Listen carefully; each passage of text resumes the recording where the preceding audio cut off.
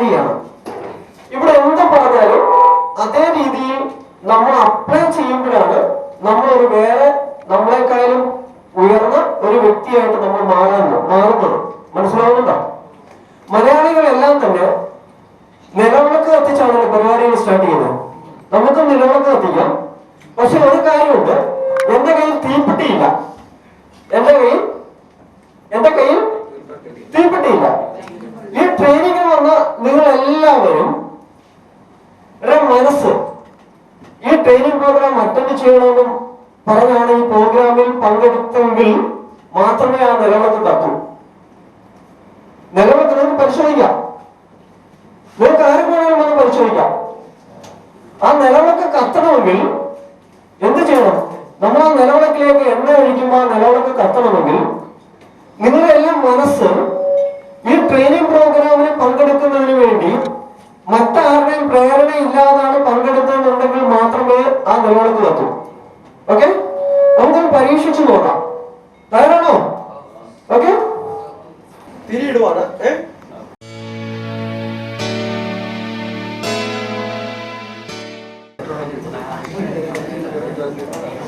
എന്റെ ലൈറ്റർ ഒന്നുമില്ല, സ്വപ്പം എണ്ണ ഒഴിക്കുക. ഓക്കെ, തയ്യാറാണോ?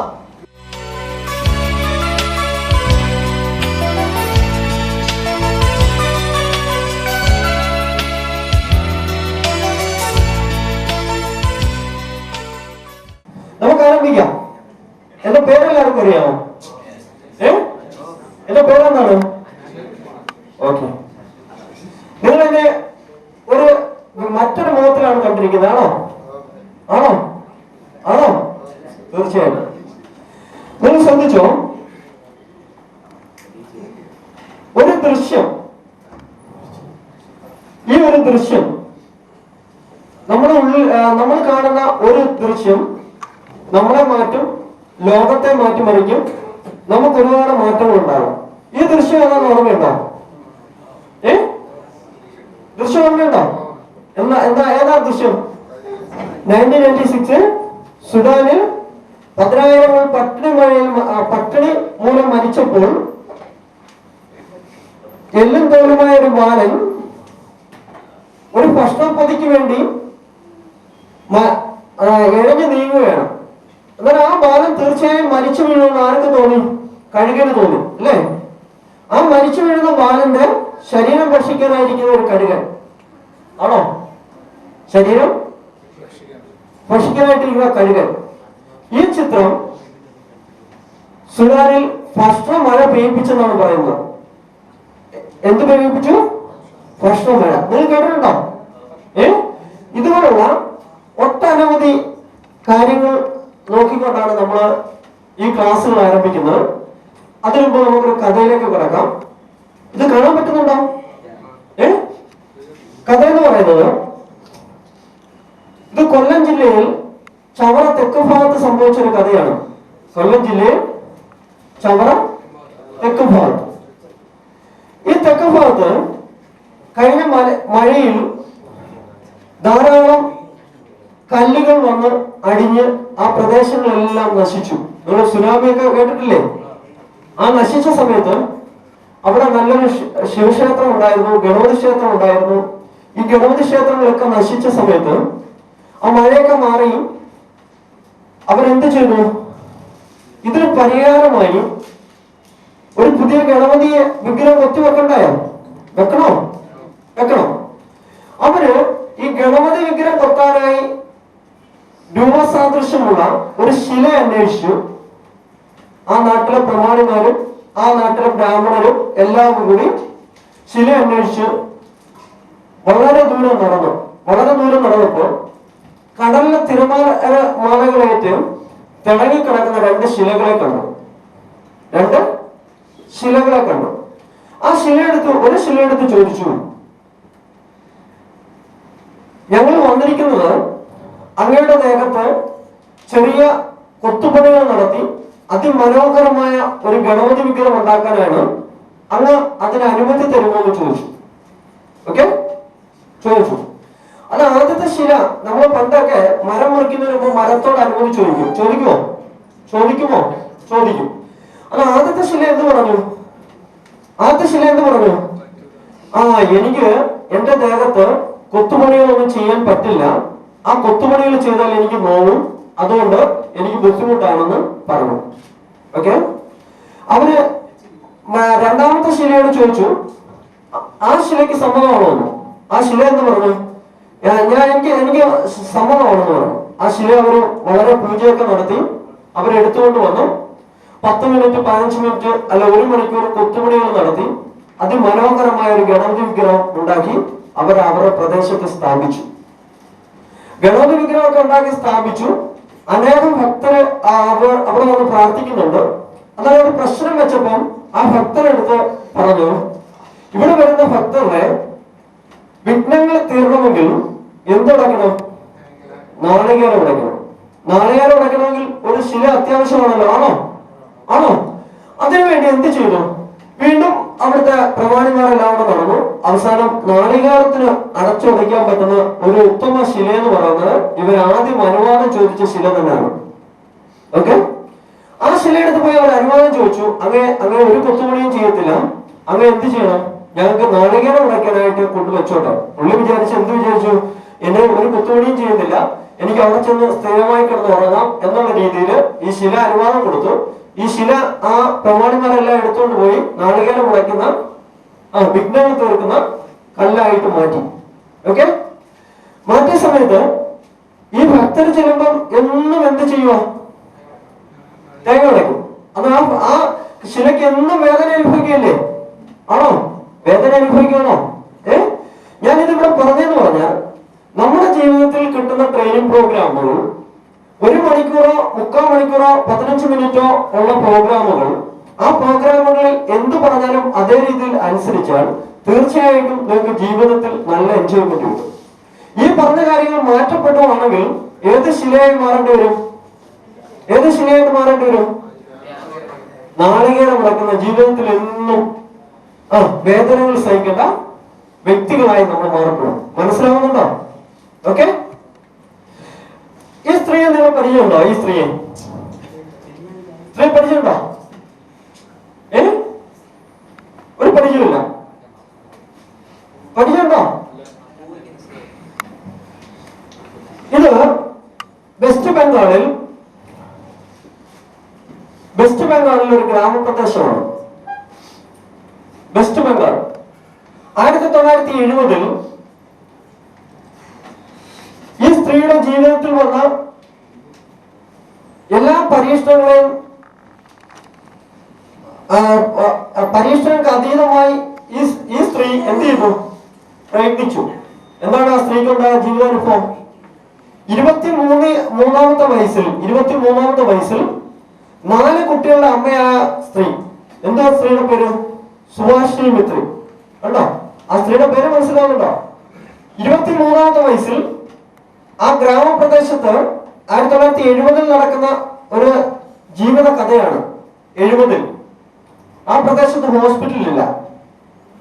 ഹോസ്പിറ്റലില്ലാത്ത അടിസ്ഥാനത്തിൽ ഇവരുടെ സ്നേഹിതയായ ഭർത്താവിന് ഒരു ചെറിയ രോഗം പിടിപെട്ട് 70 കിലോമീറ്റർ ദൂരം താണ്ടാൻ വയ്യാത്തതിന് ഹോസ്പിറ്റലിൽ കൊണ്ടുപോകാൻ നിവൃത്തിയില്ലാത്തതുകൊണ്ട് ഈ സ്ത്രീയുടെ ഭർത്താവ് മരിച്ചു പോവുകയാണ്.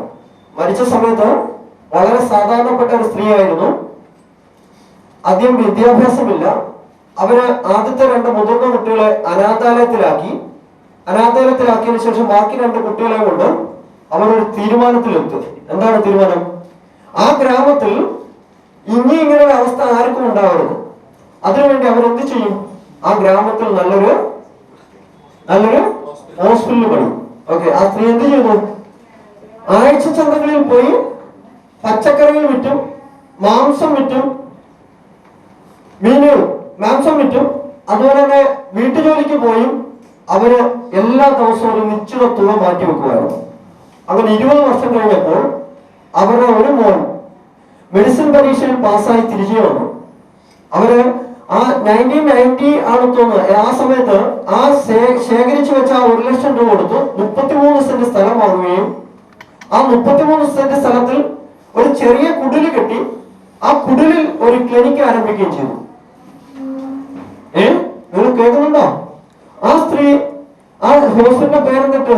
ഹ്യൂമാനിറ്റി ഹോസ്പിറ്റൽ എന്നുള്ള പേരിട്ടു. ഇന്ന് 13 ഡിപ്പാർട്ട്മെന്റ്, 200ഓളം ഡോക്ടർമാർ ഉള്ള വെസ്റ്റ് ബംഗാളിലെ ഏറ്റവും വലിയൊരു ഹോസ്പിറ്റലിന്റെ ഉടമയാണ്.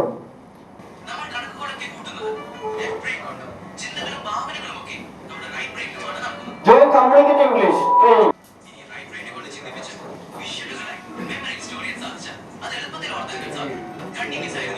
Join creative personality. അല്ല, ഇതെന്താണെന്ന് മനസ്സിലായോ?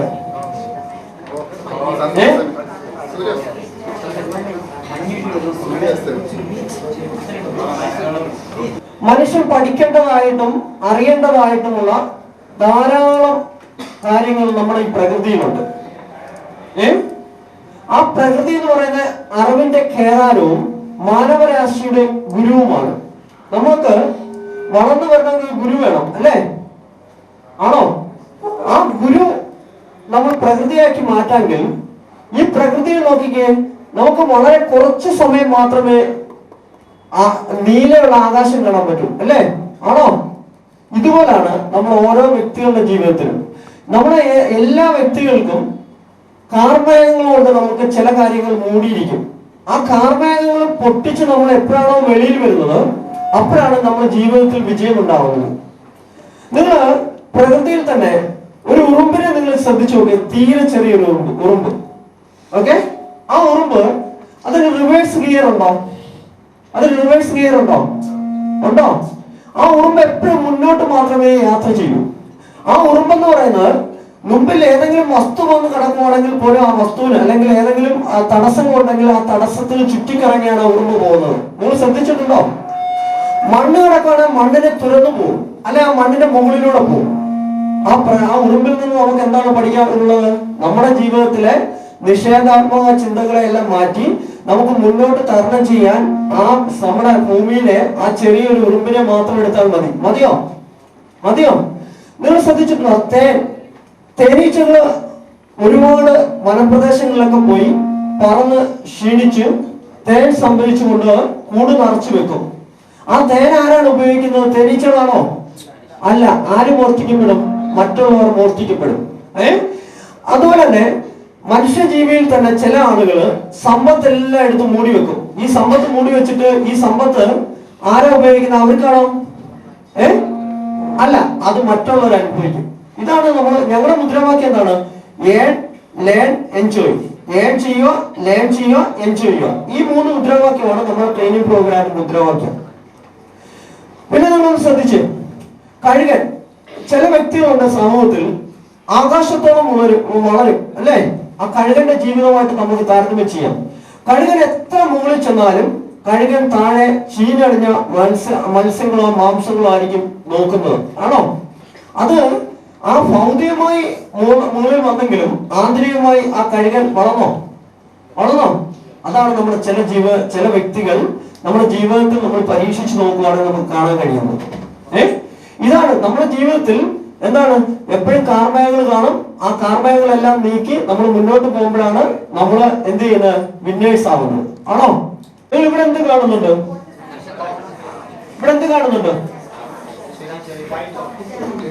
നക്ഷത്രം കാണുന്നുണ്ട്, അല്ലേ? ഈ നക്ഷത്രം തിളങ്ങണമെങ്കിൽ ബാക്ക്ഗ്രൗണ്ടിൽ എന്ത് വേണം?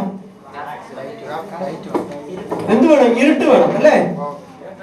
ഇവിടെ നിങ്ങളൊന്ന് ശ്രദ്ധിച്ചാല് നമ്മുടെ ഓരോരുത്തരുടെയും ജീവിതത്തിൽ ഇതുപോലുള്ള ഡാർക്ക്നെസ് ഉണ്ടെങ്കിൽ മാത്രമേ നമുക്ക് തെളിഞ്ഞു വരാൻ പറ്റുകയുള്ളൂ. കണ്ടോ? ഇതിന് ആശയം പിടികിട്ടിയോ? അന്നേരം നമ്മുടെ ജീവിതത്തിലുള്ള ഇരുട്ടിനെ, ആ ഇരുട്ടിൽ എപ്പോഴാണോ നമ്മൾ തെളിച്ചം ഉണ്ടാക്കിയെടുക്കുന്നത്, അപ്പോഴേ നമ്മള് എല്ലാവരുടെയും മുമ്പിൽ ആളാവാൻ പറ്റൂ. ഓക്കെ? ഇത് നമുക്ക് എവിടുന്നാണ് കിട്ടിയിരിക്കുന്നത്? പ്രകൃതിയിൽ നിന്നാണ് കിട്ടിയിരിക്കുന്നത്. നിങ്ങൾ ശ്രദ്ധിച്ചോ? ഇവിടെ എന്ത് കാണുന്നു? നിങ്ങൾ ഒരു ഡോട്ട് കാണുന്നു. ആ ഡോട്ട് കാണുന്നവര് കൈ നോക്കി. ഡോട്ട് കാണുന്നവര്. ഓക്കെ? വേറെ വല്ലതും കാണുന്നുണ്ടോ? എന്ന് കൈ നോക്കി.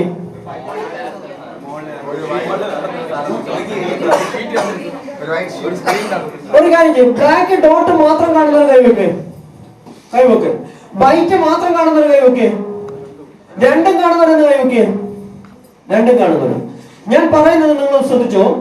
നിങ്ങൾ ഇത്രയും വലിയ പ്രതലത്തിൽ ഇത്രയും വൈറ്റ് സ്ക്രീൻ മാത്രം നിങ്ങൾക്ക് കാണാൻ കഴിഞ്ഞില്ലെങ്കിൽ നിങ്ങളുടെ ജീവിതത്തിലുള്ള വളരെ വളരെ ചെറിയ പോരായ്മകളെ മാത്രം കാണുന്നുണ്ടല്ലേ ഈ ഡോട്ട് കാണാൻ സാധിച്ചത്?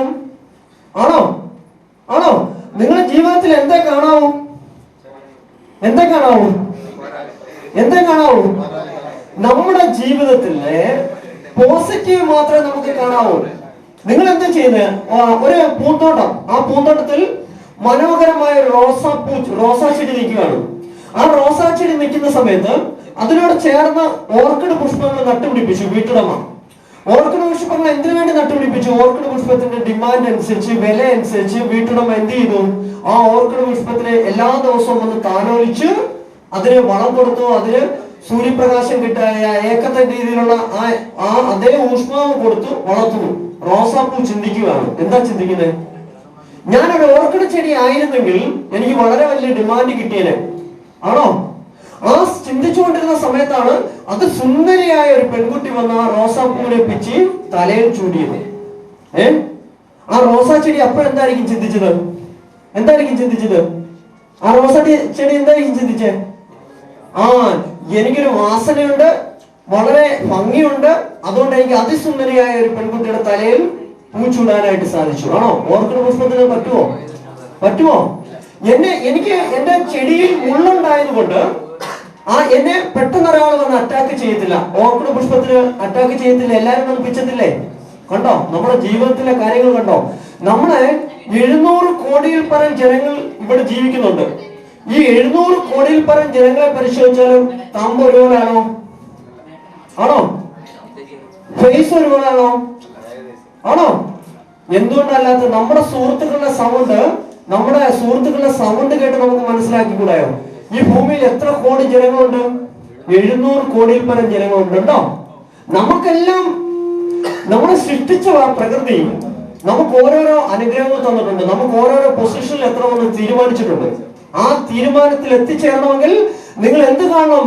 ഈ വൈറ്റ് പ്രതലം കാണണം. നിങ്ങളുടെ ഉള്ളിൽ കിടക്കുന്ന നിങ്ങളുടെ പോസിറ്റീവ് എനർജിയെ കാണാൻ സാധിക്കണം. ഒരു പൈപ്പിൽ വെള്ളം പോവുകയാണ്. ആ പൈപ്പിൽ വെള്ളം പോകുമ്പോൾ, ആ പൈപ്പിൽ വെള്ളം പോയിക്കൊണ്ടിരിക്കുമ്പോൾ ആ പൈപ്പിന്റെ നടുക്കൊരു ചവിട്ടി ചവിട്ടിയാൽ ആ വെള്ളം പോവോ? ചെറുതായിട്ടേ പോകും അല്ലേ? ചെറുതായിട്ടല്ലേ പോവുള്ളൂ. ഇതുപോലാണ് നമ്മുടെ ജീവിതത്തിലെ പോസിറ്റീവ് തോട്ടുകളെ കാണാതെ നെഗറ്റീവ് തോട്ടുകൾ മാത്രം കണ്ട് മുന്നേറുന്ന കുട്ടികൾക്ക്, വിദ്യാർത്ഥികൾക്ക് എന്ത് സംഭവിക്കും? ജീവിതത്തിൽ വിജയിക്കാൻ പറ്റുമോ? എങ്കിൽ നിങ്ങൾ എന്താ പറയണ്ടേ? I am born to win. എന്തിനാ നിങ്ങള് ജീവിച്ചിരിക്കുന്ന? എന്തിനു വേണ്ടിയാണ്? പറയണേ, കൈ നോക്കേ.